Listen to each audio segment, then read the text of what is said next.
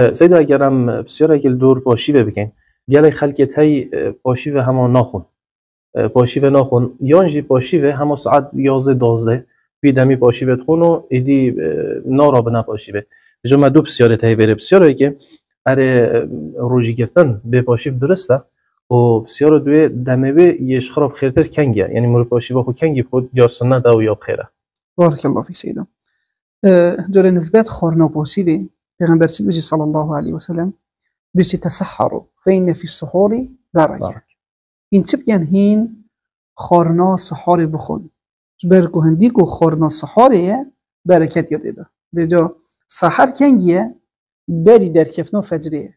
يعني بريكو فجر در كوي تو بونجيش بيدي بيت دون ها سحار كوي دبي وقتي جو پیغمبر چه بيجي صلى الله عليه وسلم بيش ها هين ويقف كي خورني بخون يعني چه بكن این رابنا و باشي بخون هذا مخالف سنة پیغمبر صلى الله عليه وسلم كسك نرابط باشي به يوم باشي به نخوتن لو كسب بصرمان فيتن رابط و باشي بخوتن الرسول پیغمبر صلى الله عليه وسلم بيشتن خورنا باشي به همي بركه يعني كاتو چت باشی وداد خوی دبیده خیر و برکت بوده.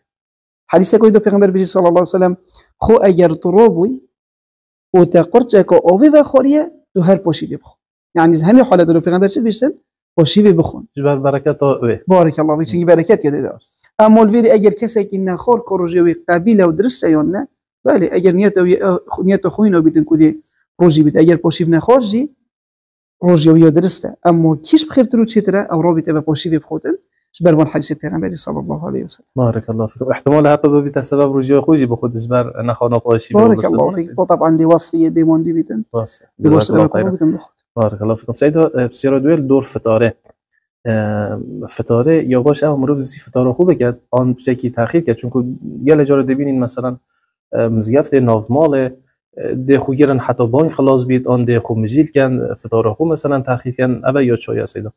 بارك الله فيك. نسبت ابي بسیار هنی وقتی که بانکی ها تدان گل گفتن الله اکبر کسی بسرمان وید الفطار خوب بگید و اگه پیغمبری گفتی صلی الله علیه وسلم یا پیغمبری بخوف علیان یعنی اگر رطب هوا دا قب خرم و حل دا رجوع خوی اخید اگر نب قصبه اگر نب آوه یعنی دا استعجالی کن چه دا وید چندی دا کوزی که افطار خوب گید اوه یا درسته تو تأخیر نگید و اوه سنت پیغمبری صلی الله علیه وسلم هندك كاس دي رابن خوجرن هاتا بانك خلاص بيت يعني بجني همادي خوجرن هاتا سفرية دانم كابانيت مالي او هني مخالفي سنة پیغمبرية پیغمبر چه بيجي صلى الله عليه وسلم بيشتي بردوام امتا مياد خيري دا اگر او چه بكن او زيكو فتارا خوب اگر زيكو فتارا خوب يعني امتا بردوام ياد چه دا ياد خيري دا و هر وصفات جيوازي ومد قل اهل الكتابة او نو چه تگير وانا زيكو باشيفت خور و درنگ رجي خود ديخست يعني